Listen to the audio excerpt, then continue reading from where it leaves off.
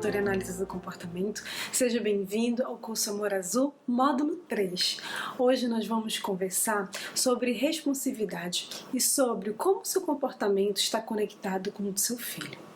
Quando a gente fala sobre responsividade, talvez essa seja uma palavra que você já ouviu em algum contexto, talvez ela seja totalmente nova, mas o que nós queremos dizer com isso? Responsividade envolve a gente agir de modo rápido em relação ao outro e agir em conexão com o que o outro está fazendo, qual é o sentimento do outro. É uma forma de ação que ela tem conexão com o comportamento de uma outra pessoa.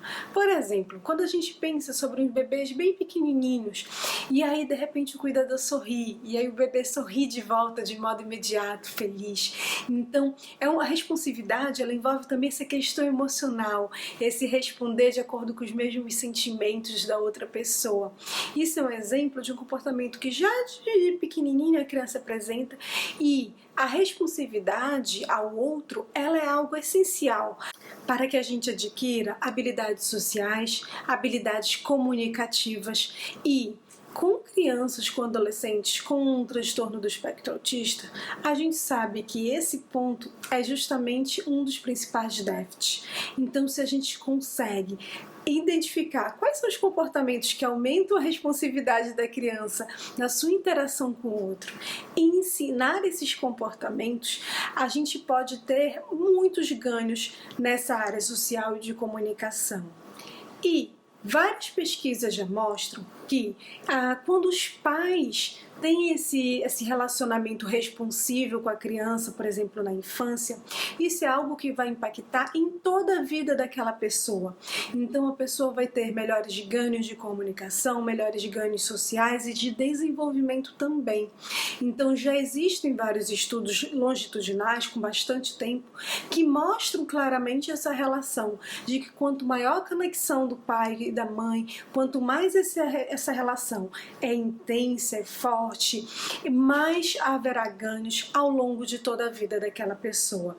Então, a gente sabe que isso é algo importante, é algo que a criança precisa desenvolver e que vocês, cuidadores, têm um papel essencial neste momento e neste ensino. Quando pais conseguem desenvolver esse relacionamento responsivo com as crianças, isso vai impactar também na qualidade da interação entre eles. Então, a criança ser capaz de identificar, por exemplo, quando o pai está triste, quando o pai está feliz, e agir de acordo com esses sentimentos, vai aumentar a sua interação. Da mesma forma, o cuidador conseguir identificar os sentimentos das crianças, suas ações e se conectar com esses sentimentos e responder de modo apropriado a esses sentimentos, essas ações, também vai aumentar a qualidade da interação entre eles.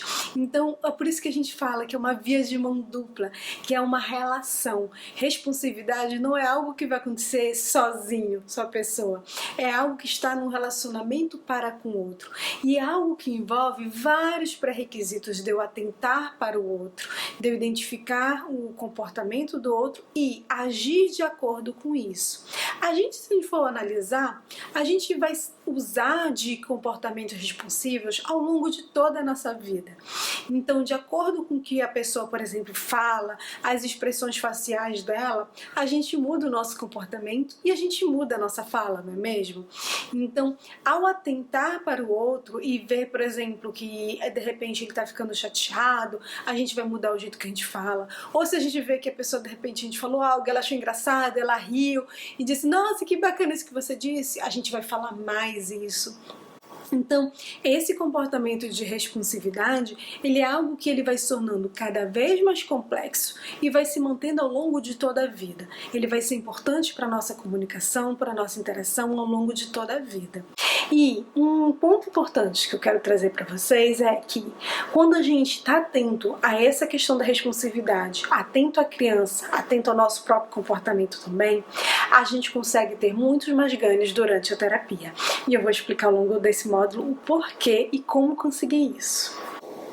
No nosso primeiro módulo, a gente conversou um pouco sobre como o nosso comportamento influencia no comportamento da criança.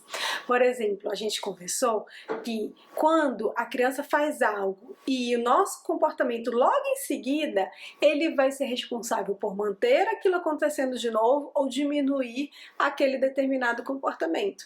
Só que essa é verdade para os dois lados. Às vezes, quando a gente pensa em análise do comportamento, a gente às vezes pensa que ela só se aplica à criança, ou ela só se aplica ao adolescente. Mas a verdade é que os princípios da análise do comportamento, eles se aplicam a todos nós, todas as pessoas estão dentro desses princípios. O que isso quer dizer? Quer dizer que como a criança age depois que você faz algo, também vai impactar no seu comportamento. E atentar para isso é de extrema relevância, especialmente quando a gente está querendo aumentar esse comportamento responsivo. Eu vou dar alguns exemplos para vocês para esclarecer. Imagina, por exemplo, um pai que está tentando que a criança atenda quando ele fala o nome. Então, de repente, ele fica lá, Mari, Mari, Mari, olha aqui, Mari. Mari, vem cá, olha só. E aí a criança não olha, não atenta, como se ela não estivesse nem escutando que o pai está falando com ela. Ela está aqui fazendo outras coisas, mas não está atentando para o que o pai está falando. Com o passar do tempo, é muito provável que, se não houver uma atenção para isso e uma intervenção, o pai vai às vezes chamando cada vez menos e menos a criança. Por quê? Porque quando ele chama, às vezes não vem a resposta que ele está esperando a criança olhar, sorrir, ver, e essa atenção não ocorre dessa forma muitas vezes. Então, com o passar do tempo, sem que ele perceba, sem que ele esteja consciente disso, ele vai chamando cada vez menos a criança. E na medida que eu vou chamando cada vez menos a criança, o número de interações também vão diminuindo. E na medida que o número de interações vão diminuindo também as oportunidades para essa criança aprenda de modo natural, aprenda na sua interação com o ambiente, na sua interação com o que está ocorrendo ao redor. Então a gente já vê aqui o quê? Que o comportamento de atender ao nome, de olhar quando alguém chama para você, é algo muito importante para que eu tenha essa responsividade, para que eu tenha essa troca com o outro, essa conexão, essa interação de modo rápido, de modo positivo com o outro. Eu preciso para isso, por exemplo, aprender a olhar quando chamam o meu nome. E o que muitas vezes acontece é que, devido a essa situação de repente, no início, quando a criança às vezes nem tem o diagnóstico ainda fechado, não ter esse olhar, o pai vai parando de chamar. Perceber isso e perceber como o comportamento da criança também influencia no nosso, ajuda para que a gente se mantenha às vezes motivado, para que a gente se mantenha atento de não, mas eu preciso trabalhar isso, eu preciso aumentar essa conexão, então eu vou focar, eu vou me esforçar, mesmo que no início ele de repente não me responda tanto, mas eu vou focar e vou ensinar para que ele venha me responder. Então eu vou trazer coisas muito divertidas que de repente ele já tem um interesse para aumentar a probabilidade dele me ouvir. Eu só vou chamar o nome dele quando for uma coisa muito legal, para ele não achar que quando eu chamo o nome dele é porque eu vou pedir alguma demanda, alguma tarefa. Eu vou mostrar para ele, apontar e mostrar coisas muito divertidas que ele queira olhar e que aumente a probabilidade dele ter interesse, dele olhar para mim, dele ter essa conexão. Esse é um dos pontos que a gente vai fazendo. E aí, ao atentar e estar ensinando isso, a gente consegue, por exemplo, trabalhar para aumentar essa responsividade e esse atender ao nome, olhar ao nome quando ele é chamado, quando ele é colocado pelo adulto. Um outro momento onde a gente pode ver isso acontecendo e de como o comportamento da criança vai interferir no seu é com o comportamento da criança de usar o adulto como instrumento para conseguir aquilo que ela quer. Isso também é uma característica muito comum no transtorno do espectro autista. E a criança muitas vezes vai pegar a sua mão, ela vai guiar em direção a uma porta que ela quer que você abra, ou a um copo que ela quer beber água, ou a algo que está em cima e ela gostaria gostaria que você pegasse, mas muitas vezes essa criança ela não vai vocalizar o que ela quer, ela não vai falar o que ela quer. Ela vai pegar a sua mão e vai levar até lá. Às vezes, com algumas crianças, se ao fazer isso ela não conseguir o item que ela está querendo ou a ação que ela gostaria que você fizesse, como ela ainda não consegue se comunicar verbalmente, ela pode se frustrar. E aí ela pode chorar, ela pode ter alguns comportamentos emocionais em relação a isso. Diante desse contexto, o que é muito comum? Que os pais acabem entregando o que a criança quer ou fazendo o que ela quer neste momento em que ela vai e guia com a mão em direção ao objeto, em direção à ação. Por que os pais fazem isso? Lembre, agora a gente está olhando para o comportamento dos pais, né? E a conexão com o da criança. Ele faz isso porque ao fazer isso ele consegue atender a demanda da criança. Ele consegue ver o que ela deseja e fazer o que ela deseja. E isso é muito legal, isso é muito bom para ele, conseguir atender. Além disso, muitas vezes ele consegue com isso evitar que alguns comportamentos inadequados venham a acontecer. Então existe um motivo para o pai estar fazendo isso. Às vezes a gente vai dizer, olha, não é legal que você faça isso, mas porque ele precisa se comunicar verbalmente, por exemplo. Mas ele está se comunicando. A gente pode melhorar essa comunicação para ser uma comunicação verbal. E aí a gente tem que ensinar vocês a como fazer isso. Como eu posso aumentar a complexidade dessa comunicação para ser uma comunicação que seja verbal. Então, quando chega perto do copo, falar copo, e a criança repetir o copo, e aí eu pego e digo, é o copo, vamos colocar copo d'água? Então, eu posso, de repente, fazer uma transferência dessa comunicação, que agora ocorre através de gestos, pegando na mão e guiando com a mão da pessoa em direção ao que ela quer, mais física, para uma transferência, para uma comunicação verbal. Mas a gente precisa compreender que esse comportamento do cuidador, ele faz todo sentido diante do contexto. Então ele tem um motivo de acontecer. E a gente precisa ensinar apenas como aumentar esses repertórios. Porque, novamente, se trata de responsividade. Eu vejo que a criança quer algo e eu respondo rapidamente em relação a isso, atento para as necessidades delas e eu respondo em relação a essa necessidade. Pode ser, por exemplo, num brinquedo, numa brincadeira. Então a criança não está conseguindo encaixar uma peça e ela pega a sua mão e guia para você ajudar para encaixar a peça.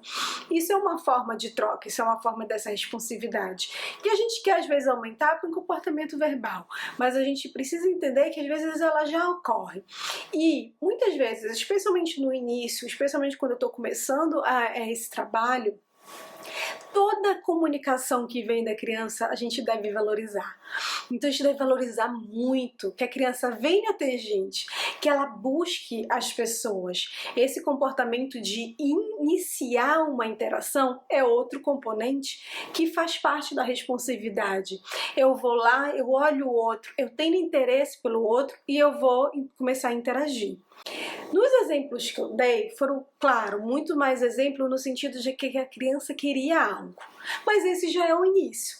O nosso objetivo, por exemplo, depois, vai ser que essa iniciação dela de vir até você, e que já ocorre quando ela deseja algo, também ocorra quando ela deseja, por exemplo, compartilhar um interesse. Então ela queira te mostrar algo muito legal que ela está vendo e ela queira iniciar a interação com você, um comportamento importante, e ela queira compartilhar esse interesse com você, ela queira dividir esse interesse. Olha isso que legal, crianças fazem muito isso. Então olha só, vem ver que bacana, olha isso aqui, como é diferente. Então esse iniciar a interação e esse compartilhar a interação também vão ser componentes importantes de um ensino de responsividade com a criança. Um outro exemplo de um comportamento do cuidador que está relacionado com o comportamento da criança, mas esse aqui a gente não vai ter tanta responsividade, é mais para mostrar para vocês como o comportamento que vocês têm está conectado com o comportamento da criança. tá bom? Então é, por exemplo, quando os pais às vezes entregam o celular ou o tablet por um longo período de tempo, porque essa entrega do celular e essa entrega do tablet diminui comportamentos, por exemplo, como comportamentos de estereotipia, como comportamentos que sejam inadequados de repente que a criança esteja fazendo, e ao entregar o celular ou ao entregar o tablet, ela se engaja naquela atividade e ela deixa de fazer uma outra atividade que para os pais de repente é inadequado, ou para a criança é uma atividade prejudicial. Ao fazer isso, ao entregar o celular e o tablet, então os pais eles estão fazendo isso porque tem um motivo, tem uma razão. Novamente, nem sempre a gente está consciente disso, mas existe um motivo e uma razão para isso. De repente, naquele momento que você entregou o celular, entregou o tablet, a criança parou de repente de bater com a mão dela numa superfície que já está machucando a mão dela. E aí ela parou de bater com a mão naquela superfície que está machucando, que está causando, por exemplo, um prejuízo médico. E aí você acaba entregando cada vez mais isso porque você quer evitar de repente que aquele comportamento ocorra. Então, o que você faz, o que o pai faz nesse momento, existe um motivo de ser. Mas Mari, se ele estiver no tablet, talvez ele vai ser menos responsivo comigo e interagir menos. Sim, pode ser nesse momento que essa interação diminua e que a gente precisa trabalhar essa interação com o tablet também para vir acontecer, mas pode ser mais difícil. Agora, o principal ponto que eu queria que vocês atentassem ela não é uma resposta do nada. Existe um motivo para você ter agido assim. Por que eu estou trazendo esses exemplos? Porque quando a gente começa a perceber o quanto o que a criança faz interfere no nosso comportamento, isso dá mais liberdade para a gente, mais segurança, para que a gente mude também nosso comportamento. A gente começa a atentar para isso e buscar outras formas que tragam uma interação mais responsiva, que tragam uma interação entre vocês. Gente, isso vai acontecer também ao longo de todo o dia. Então, talvez você tenha uma situação e um contexto, de repente na piscina, onde a criança interage mais, ela olha mais para você, vocês conseguem brincar mais juntos, vocês conseguem que exista um contato visual maior, uma interação maior, e o seu comportamento, inclusive, de tentar essa interação social aumenta, porque ela está respondendo de modo responsivo a você. O objetivo aqui é que vocês atentem para esses momentos. Quais são os momentos onde a responsividade do seu filho aumenta em relação a você e também quais são os momentos que você é mais responsivo a ele, que você, por exemplo, tá mais atento e observa as emoções dele e age de acordo com essas emoções, vocês fazem contato visual um com o outro, vocês têm essa troca um com o outro. Uma situação, por exemplo, onde é muito comum que eu vejo isso acontecendo é em brincadeiras físicas, e inclusive é o motivo pelo qual eu recomendo muito brincadeiras físicas para que aumente essa responsividade entre o pai e o filho, entre a mãe e o filho. Que é brincadeiras de cócegas, brincadeiras de pega-pega, brincadeiras de esconder e tirar um lençol e colocar. Essas são brincadeiras que elas envolvem o outro. Para eu conseguir brincar, eu preciso de você. Então, na hora que eu preciso de você para a brincadeira acontecer, o que vai acontecer? Vai aumentar a probabilidade de eu olhar, de eu interagir, de eu estar atento a você. Então, o comportamento da criança de ser responsiva, de estar atenta ao adulto e responder de acordo com ela aumenta. Principalmente as brincadeiras, por exemplo, que esconde, aí a criança vai e se esconde, aí você vai e acha. Se repare, é isso que a gente está falando de responsividade. Há uma conexão. Então, eu me escondo, você vem e me acha, a gente ri junto, a gente olha um para o outro, a gente começa a rir e a gente volta a interagir. Não necessariamente, por exemplo, responsividade vai ser troca verbal somente ou necessariamente. Você pode ter toda uma interação onde não há fala, mas existe muita responsividade, existe muita troca e muita conexão entre o que eu faço e o que você faz, o que eu faço e o que você faz. Então você vai lá e vai fazer cócega na criança e a criança se encolhe todo. Ela está sendo responsiva e ela ri para você. Aí ela abre a guarda, você vai fazer a cócega de novo. Você vê que que o seu comportamento de ir fazer cócega, ele está conectado com o comportamento dela de fechar e de abrir a guarda e de olhar para você e de sorrir. Então existe uma conexão entre o que você faz e o que a criança faz. Atividades que trazem essa conexão, atividades que trazem esse relacionamento vão ajudar muito a aumentar a responsividade com a criança. Isso vai ser importante a todo momento e é um componente, na verdade, extremamente relevante quando a gente está conversando, por exemplo, sobre a sessão. Então, como a criança está reagindo durante a sessão, por exemplo, de terapia de intervenção? Ela demonstra as emoções, está feliz, ela parece estar frustrada, ela parece nem estar ali. Isso tudo também vai influenciar. E a gente vai conversar sobre isso na nossa próxima aula. Um beijo grande!